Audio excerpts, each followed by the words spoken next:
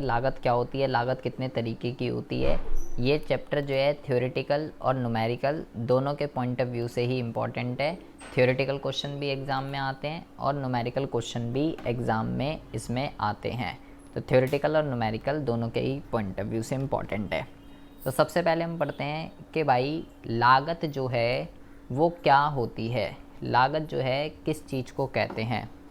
तो लागत की अगर हम बात करें बिल्कुल सरल और साधारण शब्दों में, तो लागत का जो मतलब होता है, लागत जो है बेटा वो आपकी स्पष्ट लागत और दूसरी जो होती है वो होती है अस्पष्ट लागत। लागत जो है आपकी स्पष्ट लागत और अस्पष्ट लागत, इन दोनों का क्या होती है, इन दोनों का जो है जोड़ होती है। ठीक है, ये आप लिखेंगे अगर आपसे लागत का मीनिंग जो है पूछा जाता है तो। दूसरा क्वेश्चन जो है वो है कि स्पष्ट लागत कौन सी होती है और अस्पष्ट लागत कौन सी होती है। ये बेटा बहुत ही ज़्यादा इम्पॉर्टेंट है, इसके ऊपर क्वेश्चन कंपलसरी है, एग्ज़ाम में आते ही आता है। इसमें अंतर बताइए स्पष्ट लागत और अस्पष्ट लागतों के बीच में। तो सबसे पहले हम बात करते हैं स्पष्ट लागतों की। तो आप लिखेंगे स्पष्ट लागतों के अंदर कि भाई वो भुगतान जो आपको दूसरों को करना पड़ता है, वो भुगतान जो दूसरों को करना होता है वो क्या कहलाता है, वो कहलाता है आपका स्पष्ट लागत। जबकि वो भुगतान जो आपको दूसरों को नहीं करना पड़ता, वो भुगतान जो आपको दूसरों को जो है नहीं देना होता, दूसरों को नहीं करना होता, वो क्या कहलाता है, वो कहलाता है आपका अस्पष्ट लागत। इसके आप एग्जाम्पल लिख सकते हैं कि लाइक कच्चे माल की खरीद, ये आप इसमें लिख दीजिए। ठीक है, कच्चे माल की खरीद। अब भाई किसी से अगर कच्चा माल खरीदेंगे तो कोई फ्री में थोड़ी ना देगा, इसके लिए हमें क्या देने पड़ेंगे, पैसे देने पड़ेंगे। और जबकि यहाँ पे आप लिखेंगे, यहाँ पे आप लिखेंगे स्वयं के भवन का किराया, स्वयं के भवन का किराया। इसका मतलब क्या होता है, अभी मैं आपको बताता हूँ कि स्पष्ट लागत और अस्पष्ट लागतें क्या होती है। अस्पष्ट लागतों को ज़रा ध्यान से समझिए। अस्पष्ट लागतों का मतलब ये होता है कि जिसकी भी फर्म है, जो भी बिज़नेस है, जो भी फर्म है, जो भी बिज़नेस है। अब आ रही है बेटा आवाज़ आशु? अभी तो आ गई थी, नेट का इशू हो रहा है। हाँ अब आ रही है आशु आवाज़ आपको? अब आ रही होगी। वहीं लेफ्ट साइड जो माइक आ रहा है ना, वहीं से अनम्यूट होगा, वहीं से होगा। तो अस्पष्ट लागतों को समझिए ज़रा। अस्पष्ट लागतों का मतलब होता है, जैसे मान लीजिए उत्पादक है। उत्पादक कौन होता है? उत्पादक वो व्यक्ति है जो वस्तु और सेवा को बनाता है। ठीक है, तो अगर उत्पादक अपना कोई भी पर्सनल स्किल या अपना कोई भी पर्सनल एसेट, अपना पर्सनल स्किल या अपना कोई भी पर्सनल एसेट अपने बिजनेस के यूज़ में लगा देता है, अपने बिजनेस के यूज़ में लगा देता है, तो उस चीज़ को बेटा क्या कहते हैं, उस चीज़ को अस्पष्ट लागत कहते हैं। इसको एक एग्जांपल से समझने के लिए, जैसे कि मान लो मेरे को अपना कोचिंग खोलना है। ठीक है, कोचिंग खोलने के लिए मुझे जगह चाहिए। तो जगह बेटा मैं दो तरीके से अरेंज कर सकता हूँ। या तो मैं किसी से बाहर किराए पे ले लूँ। अगर मैं बाहर किसी से किराए पे लूँगा, मान लो मैंने एक जगह किराए पे ले ली, मान लो ये एक जगह है, ये मैंने किराए पे ले ली 10,000 रुपये के किराए पे। तो बेटा जिससे भी ली मुझे उसको 10,000 रुपये जो है देने पड़ेंगे। तो अभी तो ये क्या कहलाएगी, अभी ये कहलाएगी स्पष्ट लागत। अगर मैं ये जो ज़मीन है ये दूसरे से किराए पे ले रहा हूँ। लेकिन अगर मैं मान लो मेरे घर के नीचे जगह है, ग्राउंड फ्लोर पे जगह खाली है, अगर मैं वहीं पे पढ़ाने लग जाऊं या मैं अपने घर में ही पढ़ाने लग जाऊं, तो अब मेरे 10,000 रुपये बच जाएंगे। अब मुझे किसी को पेमेंट नहीं करनी है। तो मैंने क्या करा, मैंने अपना जो मेरा पर्सनल एसेट था, मैंने आपकी खुद की बिल्डिंग ही क्या कर दी, बिजनेस के यूज़ में लगा दी, बच्चों को पढ़ाने के लिए लगा दी। तो वो क्या कहलाएगी, वो कहलाएगी अस्पष्ट लागत। तो ये भुगतान दूसरों को नहीं करने पड़ते, ये भुगतान दूसरों को करने पड़ते हैं। इसका एग्जाम्पल मैंने यहाँ पे लिख दिया है, इसका एग्जाम्पल मैंने यहाँ पे लिख दिया है। यहाँ पे आप लिख देंगे कि फर्म के खर्चों में इनकी गणना की जाती है, इनकी गणना की जाती है कि कितने खर्चे हुए हैं कितने खर्चे नहीं हुए, क्योंकि ये तो दूसरों को देने पड़ रहे हैं।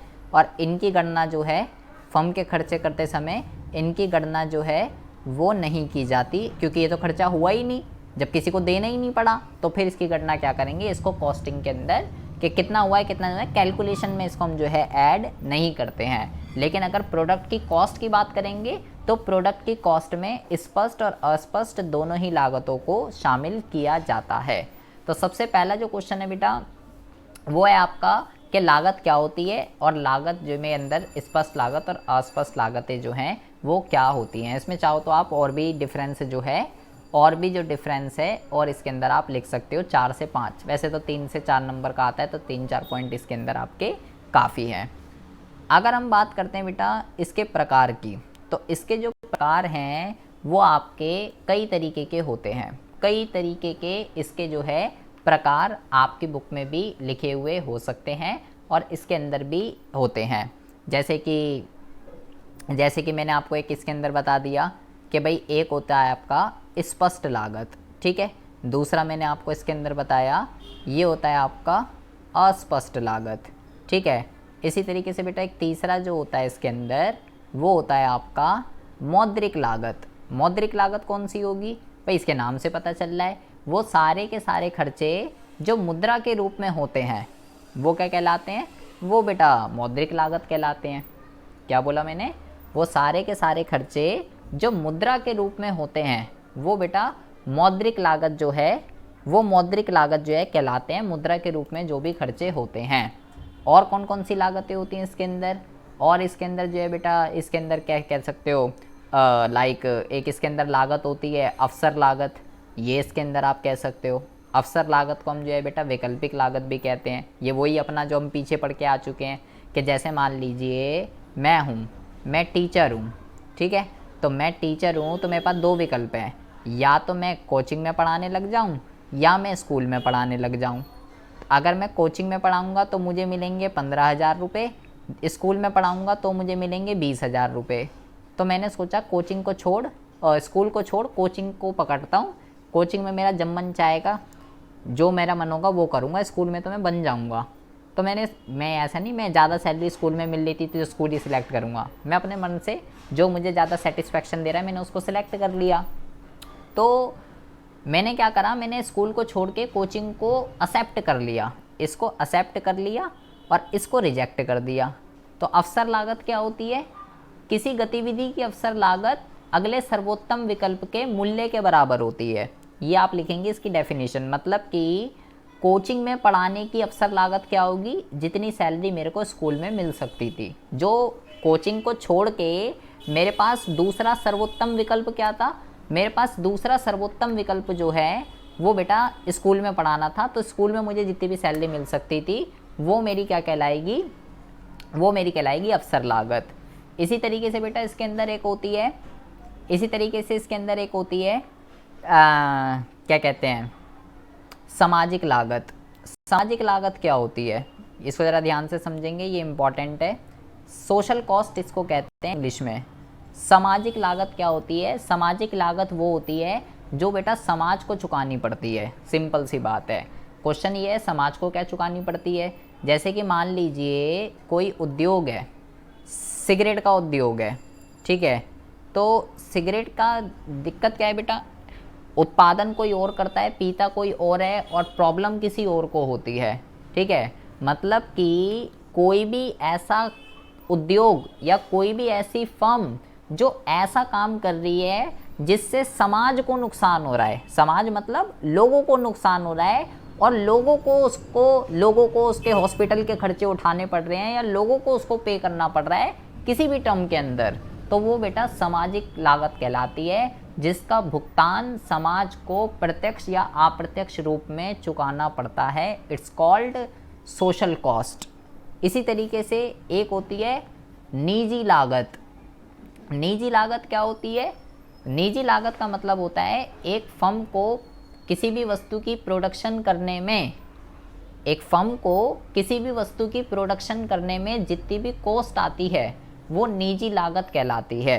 ये ध्यान रखिएगा, क्या बोला मैंने, एक जो फर्म है, एक फर्म जो भी उत्पादन कर रही है, एक फर्म जो भी उत्पादन कर रही है, उसके उत्पादन करने की जितनी भी लागत आ रही है वो कहलाती है निजी लागत। ठीक है, इसमें बेटा, इसमें जो है सामाजिक लागत इंक्लूड नहीं होती है।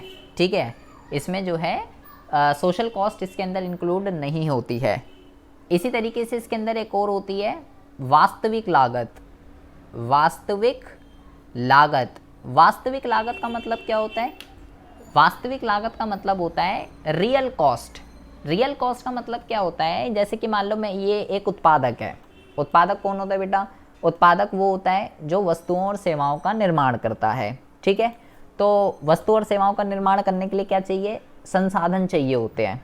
तो अगर जैसे मान लो मेरे को कच्चा माल चाहिए, अब मेरे को कहीं से कच्चा माल नहीं मिल रहा, बहुत ज़्यादा प्रॉब्लम आ रही है कच्चा माल ढूंढने में, तो वास्तविक लागत का मतलब ये होता है कि जो उत्पादक है उसको साधनों को जुटाने में, साधन इकट्ठे करने में, अब वो कोई भी हो सकता है, वो मशीन हो सकती है, वो कच्चा माल हो सकता है, कुछ भी हो सकता है, वो उसको इकट्ठा करने में उसको जो भी, इसको जो भी कष्ट, असुविधा, संयम, प्रयास, मैं यहाँ पे लिख देता हूँ, यहाँ पे हम लिखते हैं कष्ट, असुविधा, संयम, कष्ट, असुविधा, संयम, ये सब चीज़ें जो फेस करनी पड़ती है वो वास्तविक लागत कहलाती है। क्वेश्चन ये, अब ये क्या कह रहे हैं जी हम, कष्ट, असुविधा, संयम, ये सब क्या होता है? इसका मतलब ये है कि जैसे मान लो मुझे कच्चा माल चाहिए उत्पादन करने के लिए। ठीक है, मैं जिससे कच्चा माल लेता हूँ वो कह रहा है भाई साहब आज तो कच्चा माल नहीं है, आज ही, अब तो आपको पता ही है जी लॉकडाउन चल रहा है, और जी 2 दिन बाद मिलेगा, अब तो कच्चा माल 2 दिन से पहले तो आ ही नहीं सकता, और मैं ऐसा कच्चा माल यूज़ करता हूँ उसी के पास मिलेगा और कहीं मिल नहीं सकता। और वो कह रहा है जी अब तो 2 दिन बाद आएगा, अब तो जी लॉकडाउन चल रहा है, आपको पता ही है क्या स्थिति चल रही है देश के अंदर, तो अब क्या हुआ, 2 दिन बाद आएगा। तो 2 दिन बाद आएगा भाई, 2 दिन बाद तो भाई प्रोडक्शन रुक जाएगा, काम धंधा रुक जाएगा सारा। जब तक कच्चा माल ही नहीं होगा तो फिर काम कैसे होगा? तो उसके लिए मेरे को अब इंतज़ार करना पड़ेगा 2 दिन तक, क्योंकि जब तक आएगा ही नहीं तब तक बनेगा ही नहीं। तो वो जो मैंने 2 दिन तक इंतज़ार किया, उस चीज़ की कॉस्टिंग कितनी है, उसको बेटा वास्तविक लागत कहते हैं। तो ये चीज़ क्या है? वास्तविक लागत जो होती है वो बेटा केवल काल्पनिक होती है। क्यों? क्योंकि मैंने जितना इंतज़ार किया 2 दिन में, उसकी कॉस्टिंग कह रहा है ये। जो हमने कष्ट, असुविधा जो भी हमें हुई 2 दिन तक, उसकी कॉस्ट क्या है, वो वास्तविक लागत है। तो उसको तो मैं बता ही नहीं कर सकता, उसको मैं डिटरमाइन कैसे कर लूँगा? तो ये केवल काल्पनिक है, केवल थ्योरेटिकल कॉन्सेप्ट है, प्रैक्टिकली ऐसी चीज़ कोई भी पॉसिबल नहीं होती है। तो इसके अंदर जो सबसे इम्पॉर्टेंट लागत है वो है बेटा स्पष्ट लागत और अस्पष्ट लागत। इसको आप बहुत ही अच्छे से पढ़ के जाइएगा, इसका अर्थ अच्छे से पढ़ के जाइएगा, इसके उदाहरण अच्छे से पढ़ के जाइएगा। स्पष्ट लागत और अस्पष्ट लागत का अर्थ और इसमें अंतर एग्जाम में बहुत बारी आता है। बाकी मौद्रिक लागत, मुद्रा में जो भी खर्चे हो रहे हैं। अवसर लागत, किसी गतिविधि की अवसर लागत, जो भी अगला दूसरा सर्वोत्तम विकल्प है उसके बराबर होती है। सामाजिक लागत, जो समाज को चुकानी पड़ती है प्रत्यक्ष और अप्रत्यक्ष रूप में। निजी लागत, एक फर्म वस्तु का जितना भी उत्पादन कर रही है उसकी जितनी भी कॉस्टिंग आ रही है वो बेटा निजी लागत कहलाती है। और वास्तविक लागत, उत्पादक जो होता है, साधनों का जो स्वामी होता है, उसको साधन जुटाने में जितने भी कष्ट, असुविधा, संयम जो फेस करना पड़ता है वो वास्तविक लागत होती है। और ये केवल एक थ्योरेटिकल कॉन्सेप्ट है, प्रैक्टिकली ऐसा कुछ भी नहीं होता है। ये था बेटा केवल थ्योरेटिकल। हमें इसमें से पढ़ना क्या था, ये इसमें से एक आधा सिर्फ स्पष्ट और अस्पष्ट आता है, और इसमें बेटा कुछ नहीं आता। एक्चुअल में जो लागत के प्रकार होते हैं वो होते हैं ये जो हमें पढ़ने हैं, वो वाले वो भी प्रकार ही हैं और ये भी प्रकार ही हैं। लेकिन अब ज़रा जो एग्ज़ाम में आने वाले हैं उसकी बात करते हैं। जो लागतों के जो प्रकार होते हैं ना, उसको हम 2 जगह क्लासीफाई कर सकते हैं। पहला जो होता है वो होता है अल्पकालीन लागतें, और दूसरा जो होता है वो होता है दीर्घकालीन लागतें। लागतें दो तरीके की होती हैं, एक अल्पकालीन और एक दीर्घकालीन, ठीक है। और दो ही तरीके की क्यों होती है, आप ये कह सकते हो, हमने इससे प्रीवियस कक्षा के अंदर एक चैप्टर पढ़ा था उत्पादन फलन वाला, ठीक है। वहाँ पे मैंने आपको साधन बताए थे कि भाई साधन तो दो तरीके के होते हैं, एक होते हैं स्थिर और एक होते हैं परिवर्ती। जो स्थिर होते हैं मैंने बोला भाई वो तो दीर्घकाल में मिलेंगे, और जो परिवर्ती होते हैं वो दोनों टाइम में मिल जाएंगे। क्योंकि साधन दो तरीके के होते हैं इसीलिए लागतें भी दो तरीके की होती है। इतना आप ऐसा जो है इसको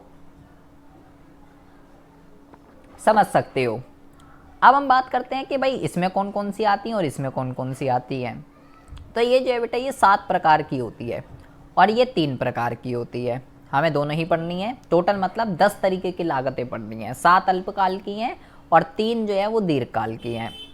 तो पहले हम बात करते हैं यहाँ पे कौन कौन सी लागतें आती हैं। इसके अंदर जो लागतें आती हैं, इसके अंदर आती है बेटा सबसे पहले आती है कुल लागत, जिसको हम टीसी कहते हैं। दूसरी इसके अंदर जो आती है इसको हम कहते हैं कुल परिवर्ती लागत, जिसको हम बेटा टीवीसी भी कह सकते हो और वीसी भी कह सकते हो, दोनों एक ही चीज़ें होती हैं। तीसरी जो होती है उसको कहते हैं कुल स्थिर लागत, ठीक है, कुल स्थिर लागत, जिसको हम बेटा टीएफसी या एफसी भी कहते हैं। और चौथी जो होती है उसको हम कहते हैं औसत कुल लागत, जिसको हम जो है एटीसी या बेटा हम इसको एसीबी कहते हैं। पांचवी जो होती है उसको हम कहते हैं औसत परिवर्ती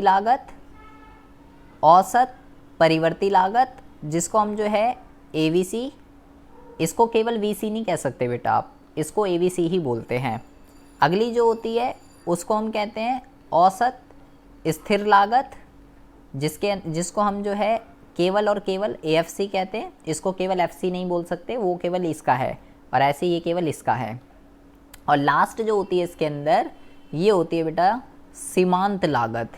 ये 7 तरीके की लागतें होती हैं। इसको आप जो है बेटा एमसी या इसको आप जो है बेटा एसएमसी भी कह सकते हो। ये जो बेटा मैंने आपको 7 की 7 लागतें बताई है, आप इन सब के साथ एस वर्ड भी लगा सकते हो, क्योंकि एस वर्ड का मतलब क्या है, अल्पकाल का मतलब होता है बेटा शॉर्ट रन, ठीक है। अल्पकाल का मतलब क्या होता है, शॉर्ट रन। तो जैसे ये टीसी लिखा हुआ है तो मैं इसको एसटीसी भी लिख सकता हूँ। एसटीसी का मतलब क्या हो जाएगा, शॉर्ट रन टोटल कॉस्ट। मैं इसको एसवीसी भी लिख सकता हूँ, शॉर्ट रन वेरिएबल कॉस्ट। इसको मैं एसएफसी भी लिख सकता हूँ, शॉर्ट रन फिक्स कॉस्ट। इसको मैं एसएसी भी लिख सकता हूँ, शॉर्ट रन एवरेज कॉस्ट। तो मैं इन सब वर्ड के साथ अगर मैं एस वर्ड लगाना चाहूँ तो मैं इन सब वर्ड के साथ एस वर्ड जो है वो भी लगा सकता हूँ, ठीक है। अच्छा, अब आ जाइए बात दीर्घकाल के अंदर। दीर्घकाल के अंदर 3 तरीके की लागतें होती है। कौन कौन सी होती है, सबसे पहली जो होती है बेटा इसके अंदर ये होती है एलटीसी, दूसरी जो होती है इसके अंदर एलएसी, और तीसरी जो होती है इसके अंदर ये होती है एलएमसी। अब ये क्या क्या है, इसको कहते हैं दीर्घकालीन कुल लागत, इसको कहते हैं दीर्घकालीन औसत लागत, और तीसरी जो होती है उसको कहते हैं दीर्घकालीन सीमांत लागत, ठीक है। ये 3 तरीके की होती है, ये 7 तरीके की नहीं होती है। मतलब कि आपकी बेटा जो एसी है और जो एमसी है वो अल्पकाल में भी होती है और एसी और एमसी दीर्घकाल में भी होती है। अगर मैं एसएसी लिखूंगा मतलब मैं अल्पकाल की बात कर रहा हूँ, अगर मैं एसएमसी लिखूंगा तो मैं अल्पकाल की बात कर रहा हूँ, लेकिन एस वर्ड लगा दूंगा तो अल्पकाल बन जाएगा, एल वर्ड लगा दूंगा तो दीर्घकाल बन जाएगा। इतनी बात बेटा सबसे पहली बात तो आपको ध्यान रखनी है कि भाई अल्पकाल में 7 हैं, दीर्घकाल में 3 है, टोटल 10 प्रकार हो गए। अब इसको हमें समझना है कि 10 प्रकार के अंदर कौन सी लागत जो है क्या होती है। बहुत ज़्यादा ध्यान से समझेंगे। तो सबसे पहले हम बात करते हैं बेटा, मैं अब बार बार नहीं लिखूंगा बेटा, मैं अब सबसे पहले बात कर रहा हूँ टीएफसी की, ठीक है। तो टीएफसी को हिंदी में क्या कहते हैं अब आप देख लीजिएगा, मैंने ऊपर सारे लिख दिए हैं। स्थिर लागत की हम बात कर रहे हैं, ठीक है। स्थिर लागत क्या होती है, इसके नाम से ही पता चल रहा है। स्थिर लागतें वो लागतें होती हैं जो उत्पादन बढ़ने पर या घटने पर क्या होता है, मैं ऐसे लिख देता हूँ कि उत्पादन बढ़ने पर ये जो लागत है ना बढ़ती नहीं है, या उत्पादन घटने पे ये जो लागत है ना ये घटती नहीं है, बल्कि क्या होती हैं, फिक्स रहती हैं, स्थिर रहती हैं। वो क्या कहलाती है, वो स्थिर लागत कहलाती है। इनफैक्ट जब उत्पादन बेटा 0 होता है तो भी ये लागत क्या होती है, तो भी ये लागत होती है। ये लागत फिर भी होगी अगर हम उत्पादन नहीं करेंगे, ठीक है। अगर उत्पादन 0 है तो भी ये लागत जो है होगी ही होगी। FC जो है डज नॉट इक्वल टू 0, कभी भी 0 नहीं होती है। इसीलिए इसका जो कर्व है वो कैसा बनता है, वो बनता है बेटा इस तरीके से, TFC, जो कि किस चीज़ को शो कर रहा है कि आप चाहे 10 वस्तु बनाओ, चाहे 20 वस्तु बनाओ, चाहे 30 वस्तु बनाओ, कॉस्ट फिक्स रहेगी, जितनी आनी है उतनी ही आएगी। तो सबसे पहले जो है स्थिर लागत क्या होती है ये आपको समझना है बेटा। इसी तरीके से दूसरी है बेटा परिवर्ती इसकी उल्टी है। परिवर्ती लागत बिल्कुल इसकी उल्टी है। ये क्या है, ये लागत उत्पादन बढ़ने पे ये लागत बढ़ती है। अब मैं टिक का साइन लगा रहा हूँ, वहाँ पे क्या लगाया था, क्रॉस का।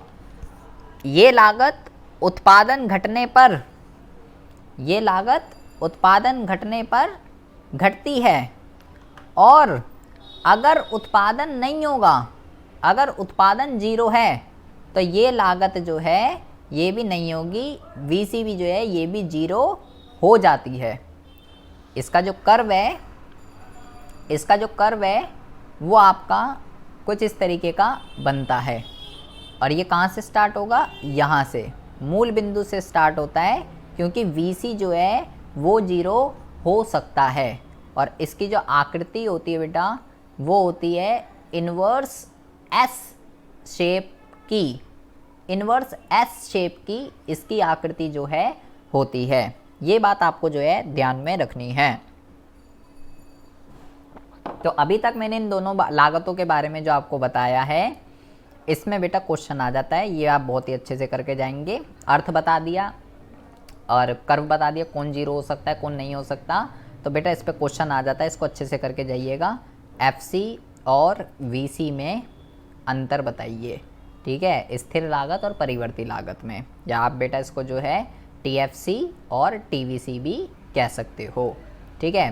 कुल स्थिर लागत और कुल परिवर्ती लागतों में क्या अंतर होता है, ये एक मोस्ट इम्पॉर्टेंट क्वेश्चन है। अच्छा जी, अब तीसरी कौन सी लागत होती है, तीसरी जो लागत होती है ये है कुल लागत। तो ये बेटा बहुत इजी है, कुल लागत क्या होती है, आप सीधा सीधा लिखेंगे, इसका फॉर्मूला होता है TFC प्लस TVC। तो आप सीधा सीधा लिखेंगे कि भाई कुल लागत जो है ना वो कुल स्थिर लागत, आप इसको ऐसे भी लिख सकते हो, TC is equal to FC plus VC, ऐसे भी लिख सकते हो, कोई दिक्कत वाली बात नहीं है। कुल लागत स्थिर लागत और परिवर्ती लागतों का जोड़ होती है, बस खत्म बात, ऐसे लिख देंगे। और रही बात, और TC कभी भी 0 नहीं होता है बेटा। TC और TFC उस पॉइंट पर बराबर होते हैं, ये दोनों बराबर हो सकते हैं बेटा, कब, जब उत्पादन जो है 0 होता है, ये बात ध्यान रखनी है, ठीक है। TC और TFC बराबर हो सकते हैं जब उत्पादन 0 है, लेकिन बेटा TC does not equal to TVC, TC कभी भी TVC के बराबर नहीं होता, कभी भी नहीं होगा। कर्व की अगर बात करें तो मान लीजिए ये आपका TFC है, ठीक है, ये आपका TVC है। तो अगर हम बेटा इसके TC के कर्व की बात करें तो ये इन दोनों का सम है, ये इन दोनों का क्या है, ये इन दोनों का सम है। तो इसका जो कर्व बनता है वो बेटा कुछ इस तरीके से बनेगा, TC। ये भी बेटा यहाँ से स्टार्ट होता है, यहाँ से, ये मूल बिंदु से स्टार्ट नहीं होगा क्योंकि ये कभी भी 0 नहीं होगा। इस पॉइंट पे TC और TFC बराबर हैं।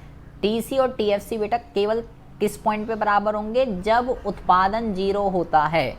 ये बात ध्यान रखिएगा, बहुत ही ज़्यादा इंपॉर्टेंट है। जब उत्पादन 0 होता है केवल तभी ये बराबर हो सकते हैं, अदरवाइज कभी भी ये बराबर नहीं होंगे। ये आगे बहुत ज़्यादा हमारे काम आएगा जब हम न्यूमेरिकल क्वेश्चन को सॉल्व करेंगे। तो 3 लागतें बेटा मैंने आपको बताई हैं, TC, TFC और TVC। अगली की बात करते हैं, AC, AFC और ABC की। अब हम बात करते हैं AC, AFC और ABC की। इसको ज़रा ध्यान से समझेंगे बेटा।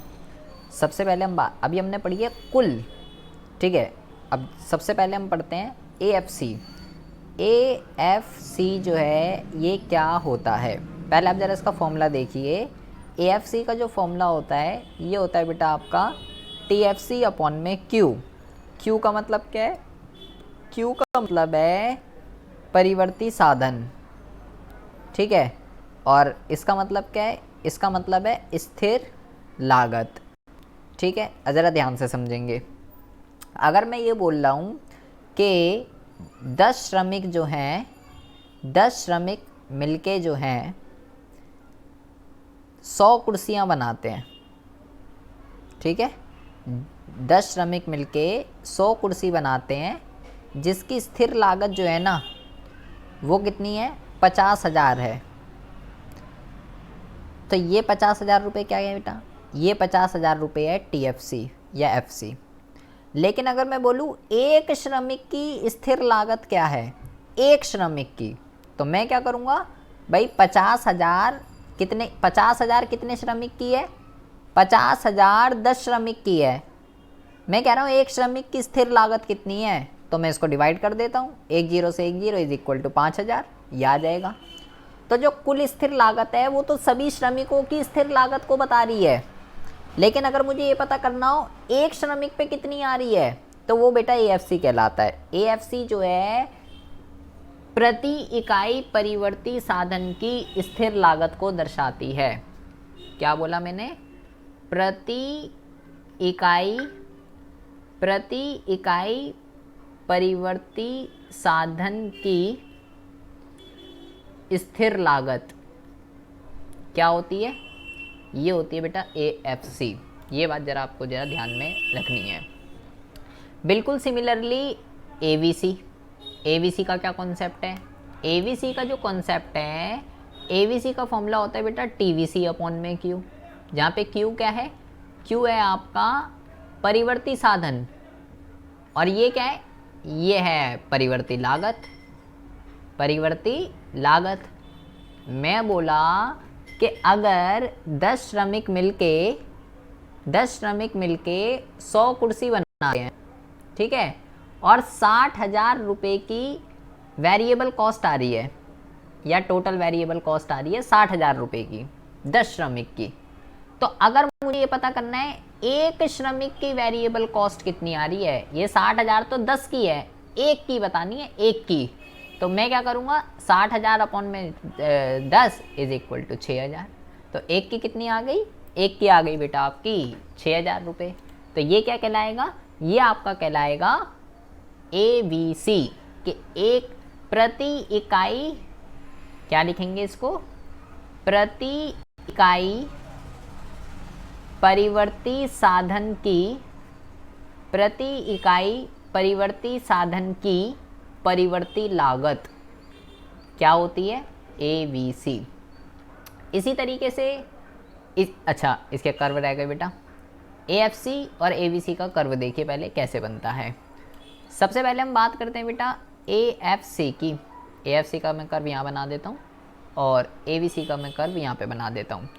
AFC का जो कर्व होता है वो बेटा इस तरीके से बनता है, इस तरीके से AFC, ठीक है। ज़रा ध्यान से समझिएगा, इम्पॉर्टेंट है, ठीक है। इस शेप को क्या कहते हैं? इस शेप को कहते हैं बेटा रेक्टेंगुलर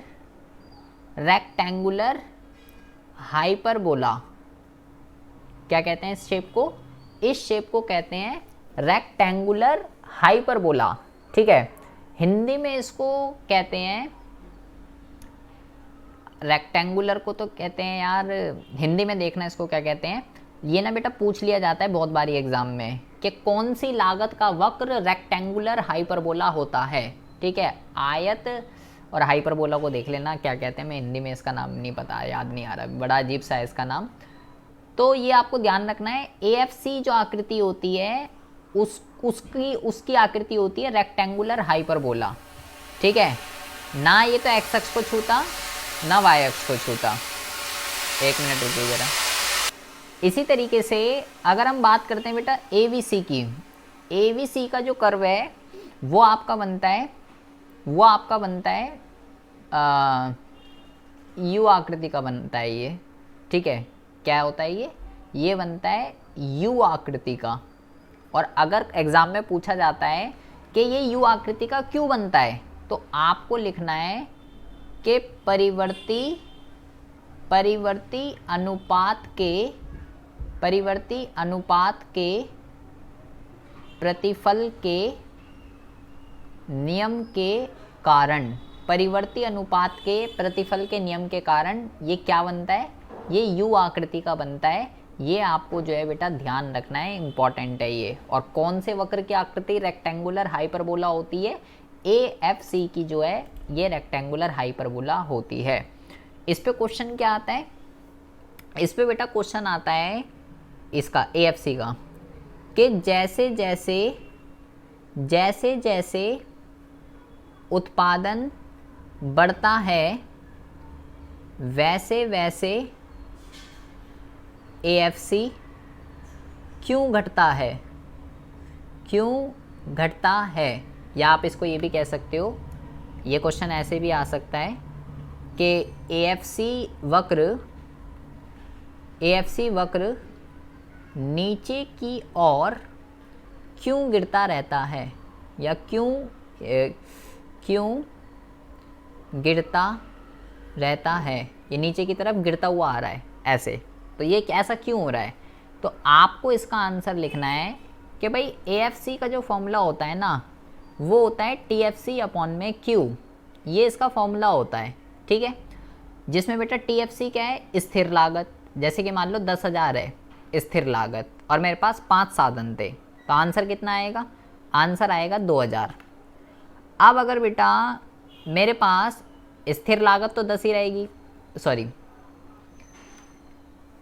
स्थिर लागत जो है वो तो मेरे पास 10 ही रहेगी। अब 5 की जगह अगर जो है, अगर मैं 10 हो जाए अगर, तो मेरा आंसर कितना आएगा, तो मेरा आंसर आएगा 1000। इसी तरीके से अगर ये 20 हो जाए, ये वाली तो सेम ही रहेगी, चाहे मैं 5 बनाऊँ, चाहे मैं 10 बनाऊँ, चाहे मैं 20 बनाऊँ, कुछ भी बनाऊँ। उत्पादन तो चाहे जैसे जैसे उत्पादन बढ़ रहा है, पहले 5 था, फिर 10 है, फिर 20 है। अब क्या आएगा आंसर, अब जो आंसर आएगा अब आएगा 500। तो ये क्या हो रहा है, ये घटता जा रहा है। तो आपको लिखना है ऐसा क्यों हो रहा है। आपको जो है ये कहते हैं, इसको देख लेना, रेक्टेंगुलर हाइपरबोला को कहते हैं आयताकार अति प्रबलीय गोला, ऐसे ही कुछ बोलेंगे, ठीक है।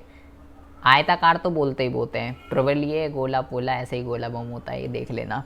तो इसका आंसर लिखना है आपको कि क्योंकि TFC सदा समान रहती है, क्योंकि TFC सदा समान रहती है, इसलिए AFC गिरता है।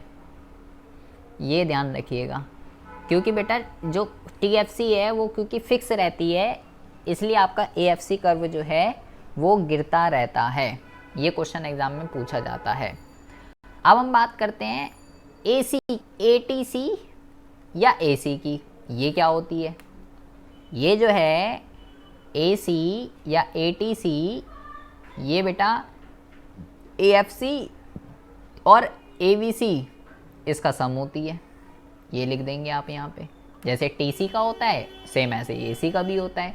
तो अगर हम इसके कर्व की बात करें तो इसका जो कर्व होता है ये बेटा U आकृति का बनता है AC, और ये बहुत ही इम्पॉर्टेंट है बेटा, इसके ऊपर भी ये भी कैसा है, यू आकृति का।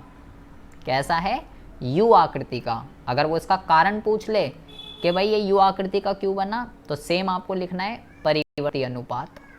परिवर्ती अनुपात के नियम के कारण ये क्या बनता है, ये बेटा यू आकृति का बनता है। ये बहुत इंपॉर्टेंट है, पूछा जाएगा ये एग्जाम में।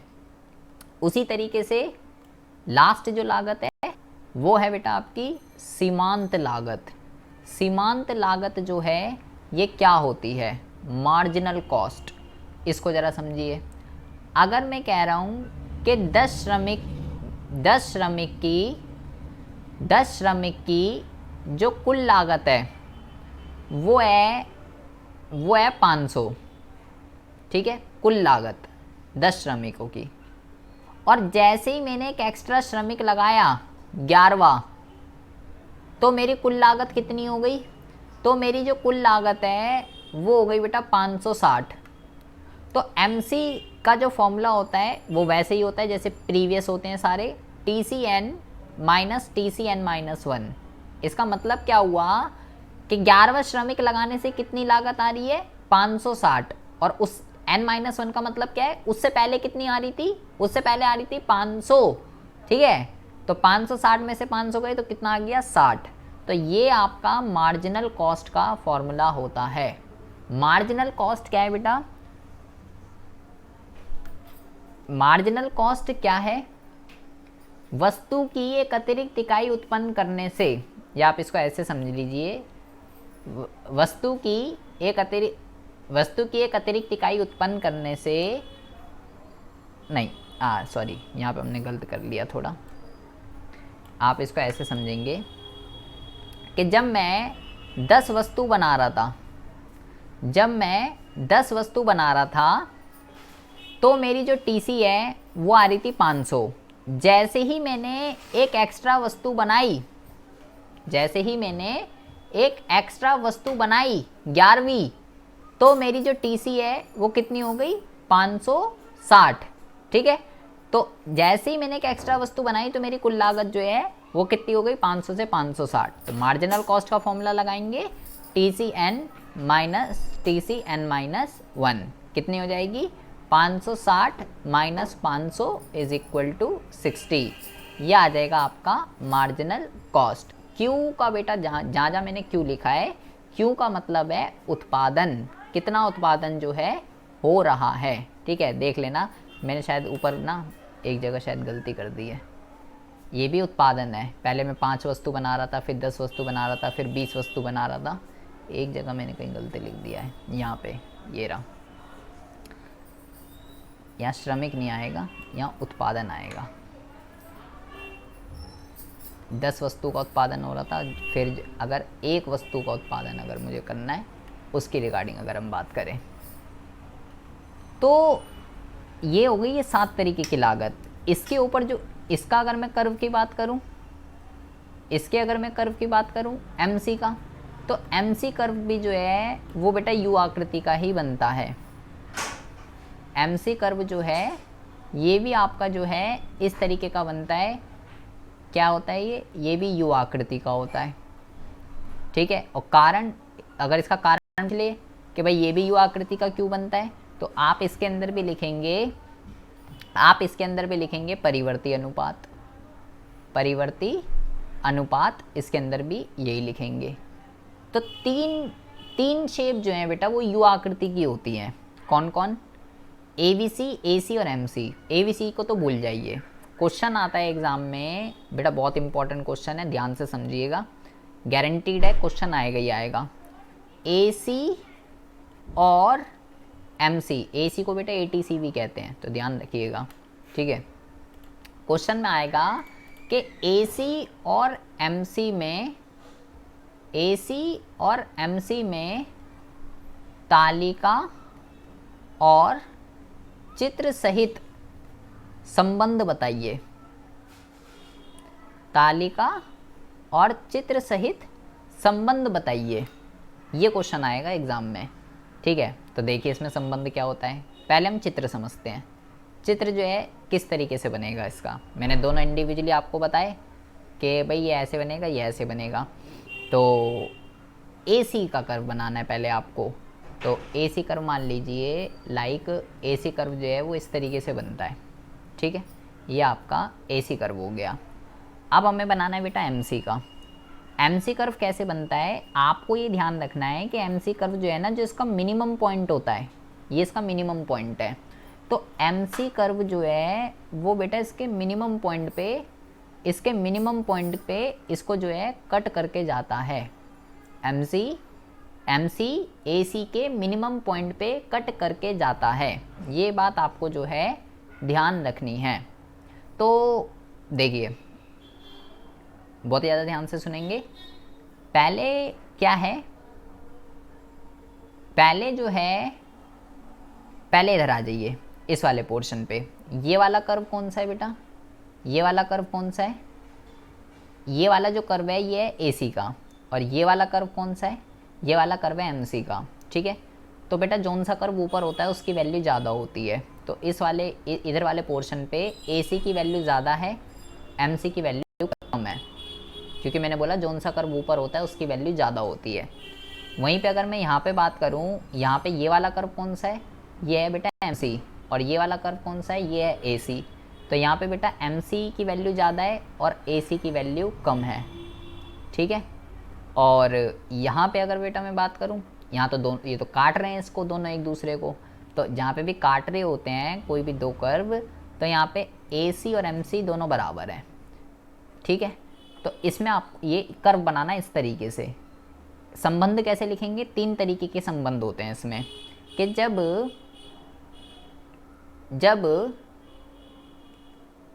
MC कम होता है AC से, ये वाला मैंने MC पहले लिख दिया, बात तो एक ही है, ऐसे लिख लो या ऐसे लिख लो, एक ही बात है, कान कहीं से भी पकड़ो, बात तो AC तो ज़्यादा ही है।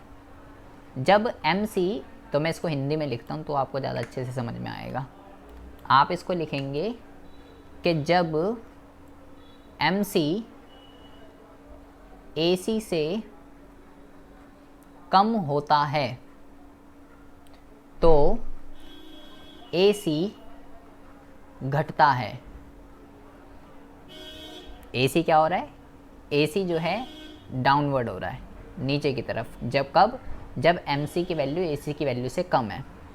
दूसरा लिखेंगे कि जब MC AC से अधिक होता है, अधिक होता है। तो देखो ज़रा कहाँ पर है अधिक, कहाँ पे, इस वाले पोर्शन में। MC की वैल्यू ज़्यादा है, AC की वैल्यू कम है। तो AC क्या हो रहा है, AC बढ़ रहा है। इस वाले सिनेरियो में AC कर्व ऊपर की ओर जो है, ऊपर की ओर उठ रहा है। तो ऊपर की ओर उठ रहा है, इसका मतलब क्या है कि इसकी वैल्यू जो है वो बढ़ रही है। तो आप यहाँ पे लिखेंगे, एक मिनट रुको जरा, और तीसरा क्या लिखेंगे, तीसरा लिखेंगे कि जब MC और AC दोनों बराबर होते हैं, दोनों बराबर होते हैं, तो AC न्यूनतम होता है। तो AC न्यूनतम होता है। ये 3 संबंध हैं, बहुत ही ज़्यादा इम्पॉर्टेंट बेटा, जो कि मैंने यहाँ पे आपको बताए। ये वाला और ये वाला, ये चित्र आपको बनाना है, ये संबंध आपको लिखने हैं। और तालिका की अगर हम बात करें तो तालिका भी आप जो है इसके अंदर बनाकर आ सकते हो, अगर तालिका आती है। वैसे तालिका के कम चांस हैं कि तालिका आए, लेकिन अगर आ जाए तो आप बुक से कोई भी तालिका बना सकते हो जिसमें AC और MC जो है, AC और MC बने हुए हो। तो अल्पकालीन लागतों के अंदर जो लागतें मैंने आपको बताई हैं, 7 लागतें मैंने आपको बताई है, जिसमें जो सबसे इम्पॉर्टेंट लागतें हैं वो है ये दोनों, इसके ऊपर अंतर आता है, और ये दोनों इसके ऊपर तो क्वेश्चन कंपलसरी है, एग्ज़ाम में आएगा ही आएगा। और ये U आकृति के जो हैं, ये दोनों U आकृति के होते हैं बेटा, ACB और MCB, ठीक है। AC और MC दोनों ही U आकृति के होते हैं। भाई पूर्ति फलन तो मैंने अभी तो पढ़ाया है। पूर्ति फलन का मतलब क्या होता है, ये हो गया बेटा आपका, एक मिनट रुको ज़रा, ये हो गई सारा अल्पकालीन। कल हम क्या करेंगे, 3 दीर्घकालीन लागतें हैं और जो आगम वाला चैप्टर है वो भी बहुत छोटा सा है। तो दीर्घकालीन लागतें तीनों, आगम सारा का सारा, और इसके न्यूमेरिकल क्वेश्चंस को किस तरीके से सॉल्व करते हैं, ये आपका कल पूरा जो है ख़त्म हो जाएगा। तो इसको जो है ध्यान से समझिएगा। दीर्घकालीन वाला इतना इम्पोर्टेंट नहीं है, अल्पकालीन वाला ही ज़्यादा इम्पोर्टेंट है।